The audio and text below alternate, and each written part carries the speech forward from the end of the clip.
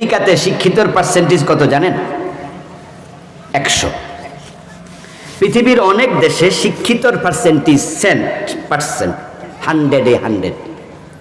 বাংলাদেশেও কিন্তু এখন অনেক আগাইছে।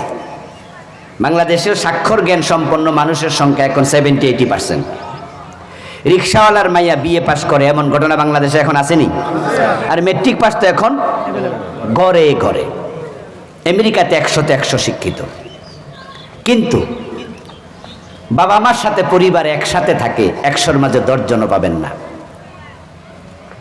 ওদের বাবা মাকে ওরা আলাদা করে রাখে। আর অধিকাংশ বাবা মা বুড়া হলে ওদের জন্য থাকার জন্য আলাদা জায়গা আছে, এটার নাম ওল্ড হোম, বৃদ্ধ নিবাস। ছোটকালে মা বাবা মারা গেলে বাচ্চার এতিম হয়, তো ওই বাচ্চা কেউ পালে না। যদি না পালে তাহলে বাচ্চারে দেওয়ার জন্য একটা জায়গা আছে, এটার নাম অরফেনেজ, এতিমখানা।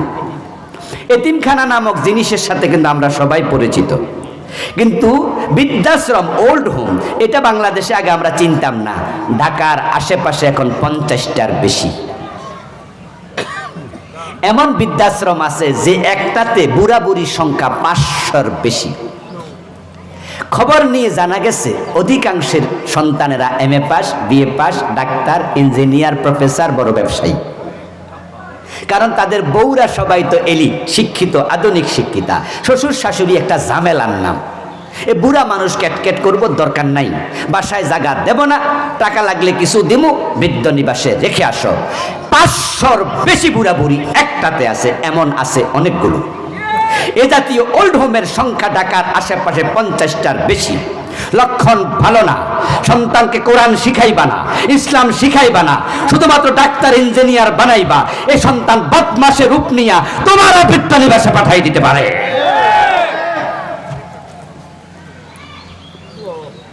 আর যে সন্তানকে আপনি কোরআন শিখাবেন, ওই সন্তান আপনাকে বৃদ্ধ নিবাসে পাঠাবে না। MA pass, BA pass, doctor, engineer, শিক্ষিত, বিড়ি টানে, মদ খায়, বাংলাদেশে এমন আছে কিনা? আছে। গডলিফ কোম্পানি, আরো কি কি সিগারেট আছে দামি দামি, এক একটার নাম নাকি 18 টাকা, এক ফ্রিজের দাম 20 টাকা, 25 টাকা, 30 টাকা। এই যে বিড়িগুলা খাচ্ছে, সেখানে রিক্সাওয়ালা খাইতে পারে এত দামি 40 টাকা, 50 টাকা একটা। এক প্যাকেটের দাম 300, 500, 250। ধনীরা খাচ্ছে, ওরা শিক্ষিত। গাঁজা টানতেছে, ইয়াবা খাচ্ছে 5 star hotel, Sheraton, Radisson, Sonargaon, আরো যেগুলো আছে ঢাকা শহরে, ওগুলাতে মদের বার আছে, মেয়ে উদ্যান আছে।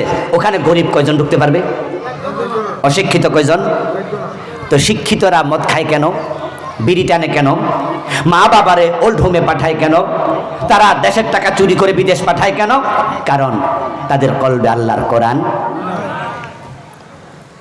ইংরেজ পণ্ডিত স্ট্যানলে হাল তিনি বলেছিলেন, if you teach your children 3 years and you live 4 years, you will be get 5th years. That is rascality.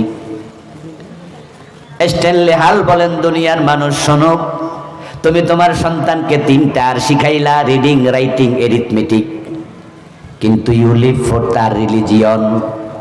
অঙ্ক শিখাইলা, বিজ্ঞান, ভূগোল, ইংরেজি সব শিখাইলা, কিন্তু তাকে ধর্মীয় জ্ঞান, কোরআন হাদিস শিখাইলা না। এই 4 নাম্বার আর তুমি সেরে দিয়েছ। You will be get 5th year, that is rascality. অপেক্ষা করো, তোমার সন্তান কোরআন হাদিসের এলেম ব্যতীত যত বড় হবে তত বড় বদমাশ হবে।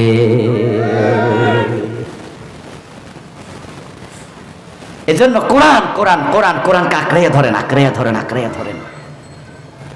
শিরিক আছে, বেদাত আছে, হারাম আছে, বর্জনীয় কত কাজ আছে, কোরআন হাদিস আপনাকে বলবে। আজকের মাহফিল থেকে আমরা এই শিক্ষা নিয়ে বাড়ি যেতে চাই। আমাদের চেয়ারম্যান সাহেব, আজকের এই মাহফিলটা প্রথম বার্ষিকী নাকি ভাই? আমরা মন ভরে দোয়া করে যাব, এখানে যেন প্রতি বছর মাহফিল হয়। দোয়া করা দরকার আছে না নাই? ইনশাআল্লাহ রাতে হবে।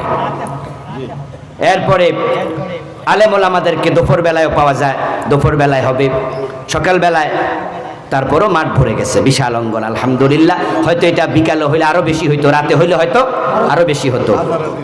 আজকে আবার হাটবার, আবার দেখলাম যে মাদ্রাসায় পরীক্ষা, মানে দাখিল পরীক্ষা চলতেছে, স্টুডেন্টরা আসতে পারেনি। এরপরও চমৎকার হয়েছে, আমরা এই মাহফিলটাকে আল্লাহ যেন চিরস্থায়ীভাবে কবুল করে দোয়া করবো, বলেন আমিন।